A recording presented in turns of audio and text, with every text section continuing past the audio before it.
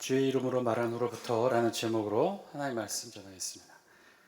여러분 소리 잘 들리시나요? 소리가 좀 울리거나 그러진 않으시나요? 괜찮습니까? 습해서 그런가? 어느 날 두 친구가 길을 가다가 길에서 우연히 만나서 이야기를 나눕니다. 그런데 한 친구가 심각하게 이렇게 불평과 원망을 털어놓는 거예요. 근데 이렇게 들어보니까 불평 같지가 않아요. 왜냐하면 이렇게 말을 하죠. 글쎄 3주 전에 할머니가 돌아가셨는데 내게 2억 원을 유산으로 남겨주었다네. 그러자 다른 친구가 말합니다. 야, 너 참 수지 맞았다. 2억 원이면 어디냐. 근데 왜 이렇게 표정이 어두워? 왜 이렇게 불평이야? 그랬더니 친구가 다시 말합니다. 그리고 2주 전에는 외삼촌이 갑자기 돌아가셨는데 내게 3억 원을 유산으로 남겨주셨어. 친구가 이제는 부러워서 말합니다. 아이고, 그러면 총 5억 원을 2주 사이에 벌었네. 얼마나 좋으냐.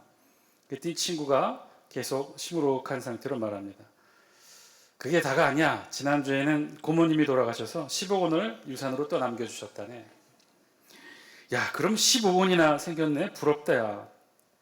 그런데 막상 이 친구는 10억 원을 받고도 원망과 불만이 가득해요. 그래서 다른 친구가 묻습니다. 야, 그런데 너는 왜 이렇게 15억 원을 3주 사이에 벌었는데도 왜 이렇게 불만이 많냐? 그랬더니 이 15억 원 유산을 받은 친구가 이렇게 말합니다. 왜냐하면 이번 주에는 아무도 안 돌아가셨거든. 불평과 불만, 또 원망과 불평, 사람마다 좀 그 기준이 좀 다른 것 같죠? 우리가 보기에는 전혀 원망과 불평이 없어 보일 텐데 오히려 감사가 넘쳐야 할 것 같은데 실제로는 그렇지가 않다는 거예요. 전에도 한번 말씀드린 적이 있었는데요. 멕시코의 어떤 마을에 아주 특별한 온천이 있다고 제가 말씀을 드렸었죠. 한쪽에서는 부글부글 끓어오르는 온천수가 솟아나고 그 바로 옆에서는 또 얼음같이 차가운 냉천이 솟아오르는 그런 곳.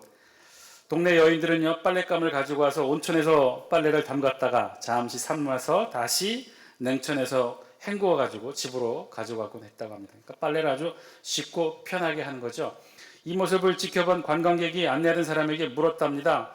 야, 여기 사람들은 찬물과 더운 물을 이렇게 마음대로 쓸 수 있어서 참 좋겠습니다. 이 마을 사람들은 다 이 자연을 허락하신 하나님께 감사하며 살겠네요. 그랬더니 안내원이 이렇게 말했죠. 천만에요. 이 마을 사람들은 불평이 더 많답니다. 더운 물과 찬물이 나오는 곳까지는 좋은데 빨래 비누가 나오지 않아서 그걸 가지고 다니 늘 불평이 많았답니다. 늘 찬물밖에 나오지 않는 우리의 기준으로는 더운 물이 솟아나오는 온천이 부럽기만 한데 그래서 늘 감사할 것 같은데 그렇지가 않다는 거죠. 정작 그곳에 사는 사람들은 비누가 나오지 않아서 불평이 됐다.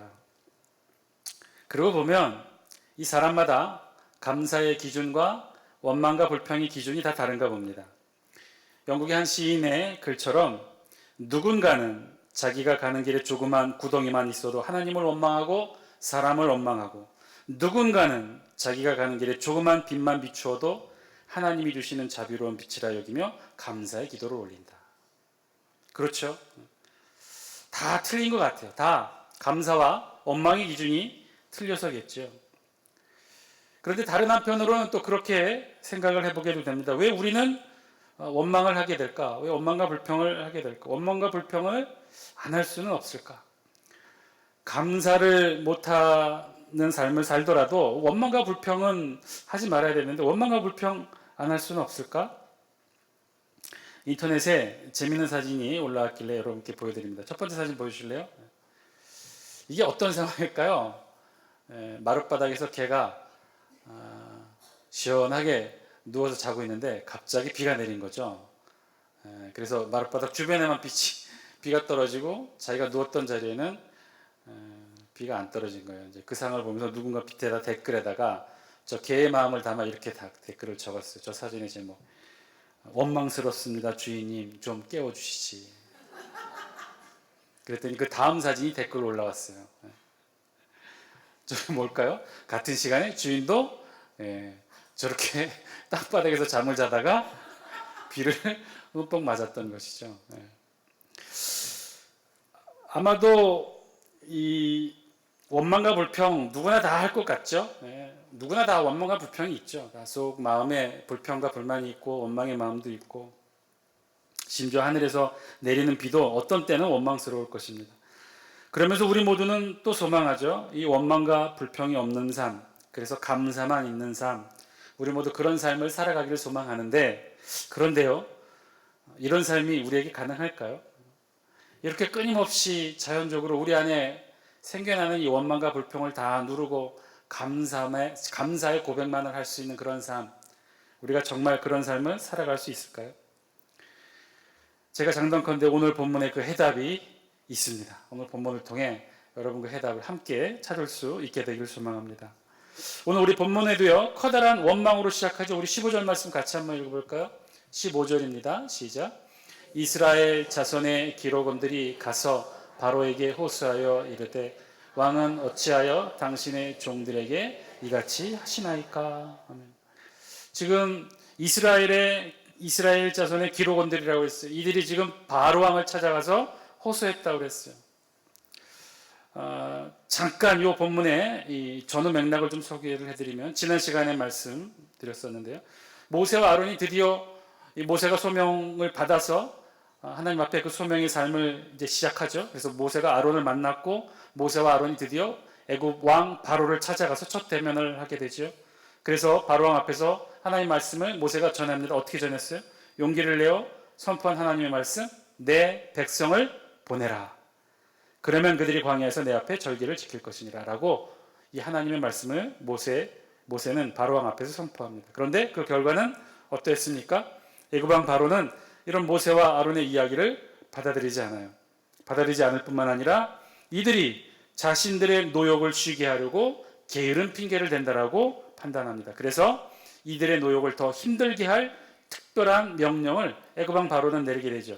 이스라엘 백성들의 주된 노역이 무엇이었습니까? 이 노예로서 힘든 삶을 살아야 되는데, 그들의 주 역할은 벽돌을 구워서 그 벽돌로 성벽을 쌓는 그런 공사에 강제 동원되었어요. 그런데 벽돌을 굽는 재료 중에 일부를 주지 않고 알아서 구해서 벽돌을 굽게 하는 그런 특별한 명령을 더했던 거죠. 그리고는 전과 동일한 양의 노역을 일을 시켰으니 이스라엘 백성들은 재료까지 구하느라고 더 힘들게 일을 해야 됐고, 또 그로 인해 약속된 노역의 양을 다 채우지 못하는 일까지 생겨나게 되었어요. 그러자 애굽인 출신 감독들이 이스라엘 출신 기록원들을 때리기 시작했고, 급기야 이 이스라엘 출신 기록원들이 이제 바로 왕을 찾아가 호소하게 됐던 거예요. 15절 말씀이 그 내용이에요. 이스라엘 자손의 기록원들이 가서 바로에게 호소하여 이르되 왕은 어찌하여 당신의 종들에게 이같이 하시나이까. 바로 왕을 찾아가 원망과 불평을 하게 된 것이죠. 이스라엘 출신 기록원들이 이런 원망을 바로 왕을 찾아가 직접 하게 된 거예요. 왕은 어찌하여 당신들의 종에게 이같이 하시나이까. 무엇을 이같이 했다는 건가요? 16절 다시 한번 우리 성경이 정리해서 알려주고 있는데요. 영상을 통해 같이 한번 읽습니다. 시작. 당신의 종들에게 짚을 주지 아니하고 그들이 우리에게 벽돌을 만들라 하나이다. 당신의 종들이 매를 맞사오니 이는 당신의 백성의 죄니이다. 아멘. 원망의 구체적인 이야기를 하고 있죠. 그 원망의 내용이 뭐예요? 짚을 주지 않고 벽돌을 만들라고 그랬어요. 벽돌을 쓸 재료로 짚과 흙을 주어서 벽돌을 만들어서 굽게 하고 그 벽돌로 성벽을 쌓는 일들을 했는데, 짚을 주지 않고 벽돌을 만들라고 했다는 거예요. 그런데 시간이 너무 걸리고 어렵고 힘들어서 작업량을 다 마치지 못했어요. 그랬더니 애굽인 감독들이 우리들에게 폭력을 행사해서 우리가 매를 맞으니 이는 당신 백성의 잘못입니다. 빨리 이것을 바로잡아달라.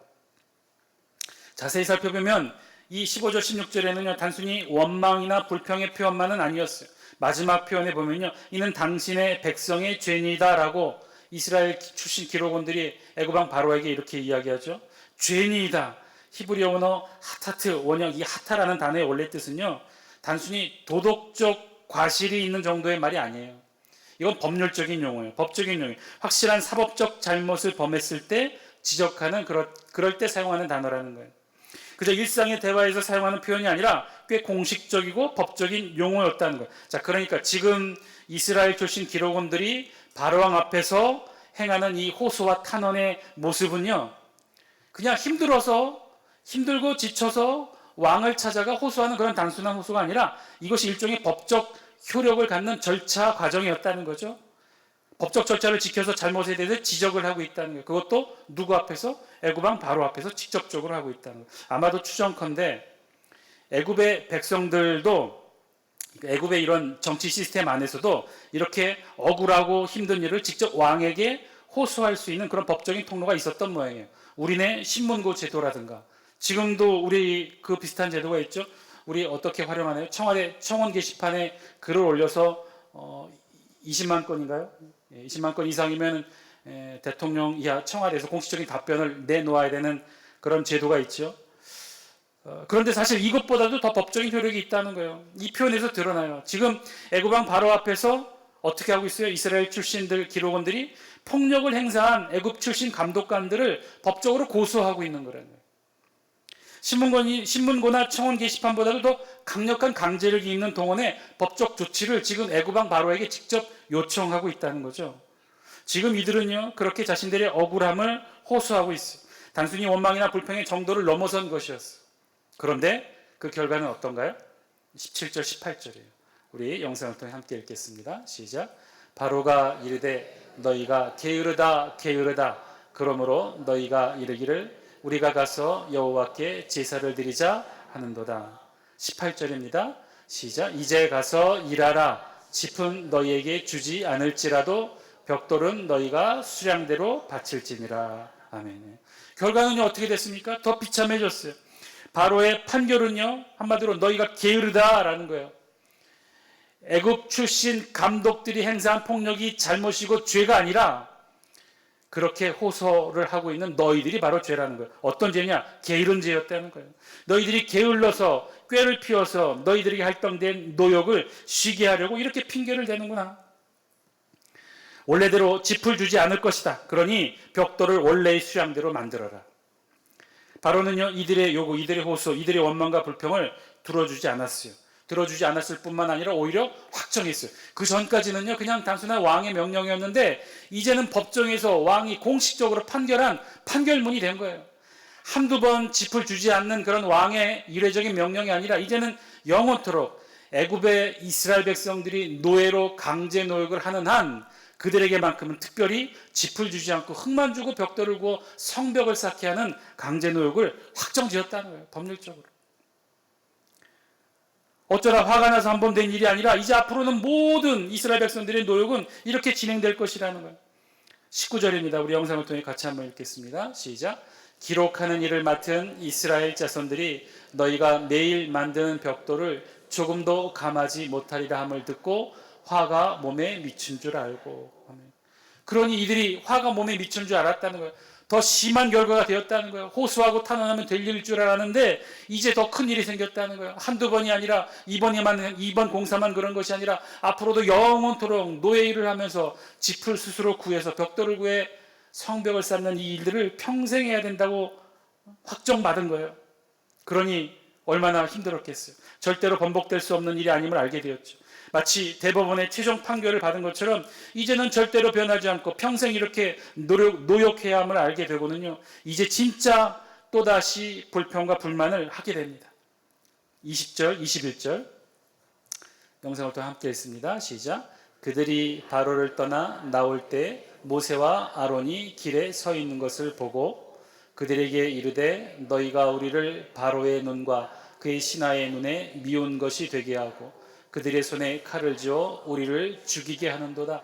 여호와는 너희를 살피시고 판단하시기를 원하노라. 아멘. 이제 진짜 원망과 불평을 이제 쏟아놓기 시작했어요. 누구에게 쏟아놨어요? 모세와 아론에게 쏟아놓습니다. 아마도 이스라엘 출신 기록원들이 우르르 몰려가 바로 왕에게 이러한 법적 절차가 있으니까 우리가 호소하고 탄원해서 이 결과를 뒤집자라고 우르르 바로 왕에게 찾아가는 것을 모세와 아론도 알았을 것 같아요. 그러니까 지금 왕궁 밖에서 기다리고 있는 거예요. 이들이 좋은 소식 가지고 나오기를 기다리고 있었던 거예요. 그 기다리고 있었던 모세와 아론을 보자마자 이들이 어떻게 해요? 이제 모세와 아론에게 쏟아놓기 시작해요. 이들은 밖에서 자신들을 기다린 모세와 아론들을 향해 두 번째 원망과 불평을 쏟아놓습니다. 뭐라고요? 너희가 우리를 바로의 눈과 그의 신하의 눈에 미운 것이 되게 했다. 미운 것이 되게 했다. 여기서 말하는 미운 것이라는 것은요, 정확한 언어의 번역 직역의 의미는요, 미운 물건을 통해 미움을 받게 하다, 그런 뜻이에요. 관용적 표현으로는요, 애굽의 이 히브리적 관용적 표현으로는요, 이렇게 쓰이기도 했대요. 이 단어가 냄새의 악취를 풍기게 하는 물건.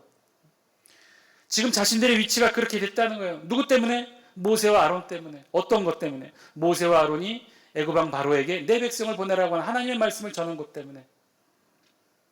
그러니까 정말 미움을 받고 사람들에게 악취를 풍기게 하는 그런 미운 것으로 자신들이 만들게 했다고 모세와 아론을 향해 원망했던 것이죠. 그래서 결국은 그들의 손에 칼을 쥐고 우리를 죽게 만들게 되었다라고 원망합니다. 애굽인들에게 미운 것이 되고 악취를 풍기는 인간 이하의 취급을 받게 되고 결국은 그들의 칼에 죽게 되는 일에 처해진 것이 다 모세와 아론 당신들 때문이라는, 이들은 정말 자신들의 화, 원망, 이 답답함을 다 지금 모세와 아론에게 쏟아놓고 있는 거죠. 처음에는 바로 왕에게 쏟아놓은 원망과 불평을 이제는 모세와 아론을 향해 더 크게 쏟아놓고 있는 거예요. 그리고는 이들은 급기야 정말 하지 말아야 될 말까지 하게 되죠. 뭐라고 얘기합니까? 여호와는 너희를 살피시고 판단하시기를 원하노라. 이스라엘 출신 기록원들이 이 말만은 정말 하지 말았어야 되는데 이 말까지 했다는 거예요. 모세와 아론을 향해 이렇게까지 원망하고 불평했다는 거예요. 여호와는 너희를 살피시고 판단하시기를 원하노라. 살피고 판단하다, 여기서 말하는 살피다는 것은요, 우리말 번역이 좀 유하게 번역했는데요, 그저 이 모양 저 모양 돌아보며 돌보는 것을, 살펴보는 것을 의미하는 것이 아니에요. 법률적 용어예요. 이것도 살피다. 그저 이 모양 저 모양 살피는 정도가 아니라 법률적으로 조사하다, 색출하다, 그런 뜻이에요. 요즘 대한민국이 아주 뒤숭숭하죠. 되도록이면 저도 그런 표현 안 하려고 하는데 그래도 좀 너무한 것 같죠? 검찰의 압수수색이 한 사건에 관련해서 70여 곳을 압수수색했다는 거예요. 한 사건을 위해 행한 압수수색으로는 아마 역대 최고일 겁니다. 본문에 살핀다는 의미가 그런 거였어요. 그저 이 모양 저 모양 돌아보는 게 아니라 범인을, 마치 검사가 범인을 조사하고 취조하고 수색하고 그렇게 해서 조사하는 것, 죄를 찾아내는 것, 그런 의미로 살핀다는 거예요. 두 번째, 판단하다의 뜻도 그래요. 그냥 결정하는 정도의 판단의 의미가 아니라 법률적으로 죄를 전제로 징벌하다, 심판하다라는 뜻이에요. 자, 지금 이스라엘 기록원들은 바로 왕에게 호소하고 그 호소의 내용이 오히려 더 큰 결과를 만들게 되자 지금 다 누구에게 원망을 쏟아놓은 거예요? 모세와 아론. 궁 밖에서 이들을 기다리고 있던 모세와 아론을 향해 더 큰 원망과 불평을 다 쏟아놓고는 급기야 마지막으로 하지 말아야 될 이 말까지 한 거예요. 그 말은 뭐예요? 하나님, 저 모세와 아론을 조사하고 수색하고 죄를 찾아서 심판의 벌을 받게 해주옵소서라고까지 이야기를 한 거예요. 하나님의 이름을 불어 모세와 아론을 저주한 것이죠. 여러분, 상대적으로 보면요, 그만큼 이들의 마음이 원망과 불평이 커서 모세와 아론을 향해 그렇게 쏟아놓게 되었는지도 모르겠어요. 그런데 한편으로 보면 모세와 아론이 도대체 무슨 잘못을 한 걸까요? 모세와 아론이 이런 원망을 들을 만큼 잘못한 것일까요? 사실 모세와 아론이 한 일이라고는 하나님의 말씀대로 행한 것뿐이죠. 우리가 보기에도 그런데 이런 원망과 불평을 들은 모세와 아론의 마음은 또한 어땠을까요? 자, 그렇다면 이 문제는 이렇게 매듭을 짓고요. 그렇다면 모세와 아론은요, 그 안에, 모세와 아론 안에 원망과 불평 없었을까요? 아니요, 모세와 아론도 원망과 불평이 있었어요. 그래서 모세와 아론도 그 원망과 불평을 하지요. 우리 성경 22절 볼까요? 우리 22절 같이 한번 읽겠습니다. 시작. 모세가 여호와께 돌아와서 아뢰되 주여 어찌하여 이 백성이 학대를 당하게 하셨나이까? 어찌하여 나를 보내셨나이까? 어찌하여 이 백성이 학대를 당하게 하셨나이까? 어찌하여 나를 보내셨나이까? 모세도요, 할 말이 많았어요. 누구보다도 원망과 불평이 많았을 거예요. 그래서 모세도 이제 하나님께 그 불평과 원망을 쏟아놓아요. 하나님, 어찌하여 이 백성이 학대를 당하게 하셨습니까? 어찌하여 나를 보내셨습니까? 이 22절 모세의 원망에는요, 사실 다 표현하고 있지는 않지만 그런 의도도 담겨 있었겠죠. 그런 의미도 담겨 있었겠죠. 거 보세요. 하나님, 내가 뭐라고 했습니까? 내가 하기 싫다고 하지 않았습니까? 거 보세요. 나는 아니라고 하지 않았습니까? 보낼 만한 사람을 보내셔야죠. 왜 나를 보내셨습니까? 그런 원망도 담겨 있었을 거예요.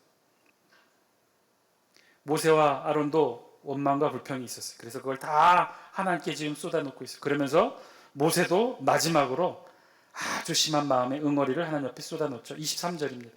23절 같이 한번 읽습니다. 시작. 내가 바로에게 들어가서 주의 이름으로 말한 후로부터 그가 이 백성을 더 학대하며 주께서도 주의 백성을 구원하지 아니하시나이다. 뭐라고요? 내가 주의 이름으로 말한 후로부터. 무슨 말을 한 거예요? 모세가 바로에게 한 말, 내 백성을 보내라.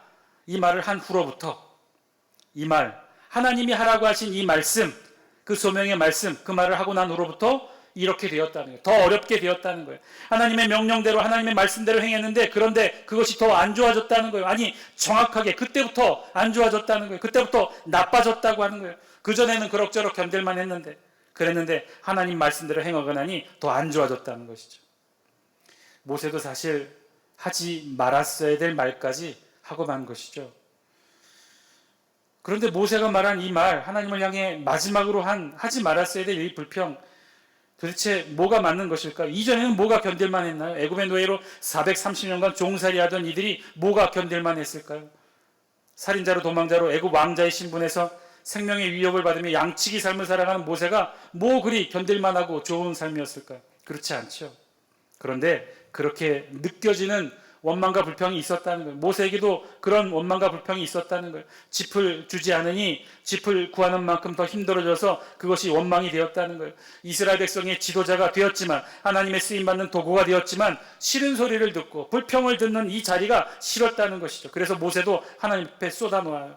아주 거칠게 아주 심하게 심지어 하지 말았어야 될 원망의 말까지도 쏟아놓은 거예요.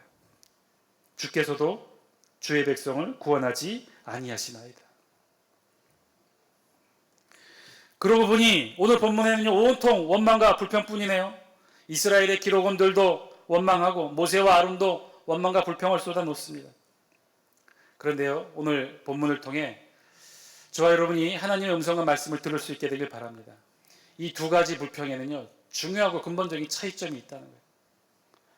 여러분 이스라엘 기록원들의 원망과 불평 그리고 이어지는 모세와 아론의 원망과 불평 어떤 차이점이 있을까요? 똑같이 원망했지요? 똑같이 불평했어요? 그리고 똑같이 도가 넘는 원망과 불평을 했어요. 하지 말았어야 될 원망과 불평까지도 했어요. 그런데 차이점이 있어요. 뭐가 차이점이 있다는 건가요? 이스라엘의 기록원들은 누구에게 불평과 원망을 쏟아냈어요?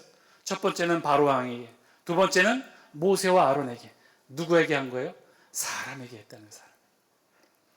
이스라엘의 기록원들은요 사람에게 원망과 불평을 쏟아놓았어요. 그러나 모세는요 누구에게 원망과 불평을 쏟아놓았어요? 하나님에게 했다는 거예요. 중요하고도 근본적인 차이점이 여기 있다는 거예요. 원망과 불평을 안 할 수는 없지만 하기는 하되 그것이 우리에게 감사와 또 다른 축복의 기회가 되는 중요한 비밀이 바로 여기 담겨 있다는 거예요. 사랑하는 장수교 성도 여러분, 오늘 말씀을 통해 저와 여러분들에게도 주시는 하나님의 음성 들을 수 있게 되길 바랍니다. 원망과 불평 없을 수는 없을 거예요. 우리가 성인군자가 아닌 이상, 우리의 삶이 늘 꽃길만 걷는 것이 아닌 이상 우리에게도 늘 원망과 불평이 있겠죠. 그래서 원망과 불평 할 수밖에 없을 것입니다. 입에 자물쇠를 채우지 않는 한이요. 입에 자물쇠를 채운다고 또 그것이 무슨 의미가 있겠습니까? 입에 자물쇠를 채운다고 입 밖으로 내뱉지 않는다고 원망과 불평이 없는 것일까요? 속으로 우리 안으로 쌓이는 이 원망과 불평은 어떻게 하실 것입니까? 차라리 입 밖으로 쏟아내면 안으로 쌓여 병이 되는 일은 없지 않겠습니까? 그게 스트레스 아닌가요? 다 할 것입니다. 우리 안에 생기는데 어떻게 하겠습니까? 원망과 불평, 감사가 되지 못하고 기쁨이 되지 못해 생겨나는 이 원망과 불평 할 수밖에 없을 거예요. 그러면 여러분 그때 오늘 이 본문을 떠올리시기 바랍니다. 어쩔 수 없어서 원망과 불평을 해야 한다면 여러분 절대로 사람에게 하지 마십시오. 하나님에게 하시기 바랍니다. 하나님께 나와 원망과 불평을 쏟아놓으시기 바랍니다. 그러면요 놀라운 일이 일어납니다. 사람에게 쏟아놓는 건 원망과 불평의 말이 되지만 그래서 결국 더 큰 죄가 나에게로 돌아오겠지만요 하나님에게 하는 원망과 불평은요 기도가 되는 줄 믿습니다. 간절히 부르짖는 기도가 됩니다. 모세가 그러했다는 거예요. 모세도 원망하고 싶었겠죠. 자신의 형 아론에게 달려가서 다 쏟아놓고 싶었을 거예요. 아니면 자신이 그래도 의지했던 장인 이드로를 찾아가 호소하고 싶었을지도 몰라요. 근데 모세는 그러지 않았어요. 모세는 어떻게 했어요? 하나님께 원망과 불평을 다 쏟아놓았어요. 그랬더니 어떤 일이 생겨요? 그 원망과 불평이 하나님께 했더니 그것이 기도가 되었더라. 그리고 모세는 이 기도가 언젠가 이 모세의 삶 가운데 10가지 기적과 이적으로 홍해가 갈라지는 기적과 반석에서 물이 나오는 기적과 만나와 메추라기와 구름 기둥과 불 기둥으로 쏟아지는 하늘과 하늘의 기적과 축복으로 돌아오게 되었다는 것이죠. 사랑하는 장수교 성도 여러분, 원망과 불평 사람에게 하지 마시기 바랍니다. 하나님에게 하시기 바랍니다. 누군가를 향해 원망하고 불평하고 쏟아놓고 싶은 그 말들, 그 많은 말들, 여러분 사람에게 하지 마세요. 대상을 바꾸어 하나님께 하시기 바랍니다. 그러면요, 그것이 기도가 되고 우리의 부르짖음이 되고, 그러면요 우리의 원망이 변하여 축복이 될 줄 믿습니다. 불평이 변하여 기적이 될 것입니다. 여러분 새벽마다 나와서 기도하세요. 원망과 불평이 있으면요 누구 불러내서 어디 들어가서 실컷 떠들고 또 그렇게 흉보고 또는 그 사람 앞에 쏟아놓고 그러지 마시고요, 하나님께 하세요. 여러분 기도가 뭐 별건가요? 기도가 뭐 감사만 하는 것이 기도일 수 있겠습니까? 때로는 하나님 앞에 나와 울기도 하고, 때로는 하나님 앞에 나와 부르짖기도 하고 호소하기도 하고 하늘을 향해 원망도 하고, 그렇게 울부짖고 외치고 소리치고 그렇게 다 하나님께 내어놓으세요. 그러면 그 원망과 불평이, 하나님께 하는 원망과 불평은요 기도가 되는 줄 믿습니다. 사람에게 하지 마세요. 사람에게 하는 원망과 불평은요 언젠가 나에게 그대로 돌아오게 될 것입니다. 더 큰 원망과 불평으로 돌아오게 될 것입니다. 그러나 하나님에게 한 원망과 불평의 기도는요 언젠가 하늘의 축복과 은총으로 돌아오겠죠. 오늘 이 저녁 하나님께 우리도 그렇게 기도하기를 원합니다. 하나님께 그렇게 부르짖기 원합니다. 우리 안에 있는 이 분노, 미움의 마음, 원망과 불평, 속 시원하게 해결되지 않는 이 많은 문제들, 여러분 하나님 앞에 나와 기도하시기 바랍니다. 그러면요 하나님 우리에게 하늘의 축복으로 갚아주실 거예요. 사람에게 하지 마세요. 누군가를 향해 원망과 불평과 미움의 말들 하지 마세요. 오늘 성경을 통해 보잖아요. 아니 우리 인생의 경험을 통해서도 우리가 보잖아요. 원망과 불평으로 해결되는 일 있습니까? 누군가에게 쏟아놓는다고 그 일이 해결됩니까? 해결되지 않아요. 또 다른 원망과 불평과 또 다른 커다란 나에게 돌아오는 아픔이 될 것입니다. 사람에게 하지 마시고 하나님에게 하십시오. 오늘 이 저녁 저와 여러분들의 기도가 그런 기도가 되길 바랍니다. 우리의 아픔들, 마음의 슬픔들, 안타까운 일들 모두 다 하나님 앞에 기도하시는 저와 여러분들의 기도가 되길 바랍니다. 우리 다 함께 이 기도 제목 놓고 함께 기도하기 원합니다.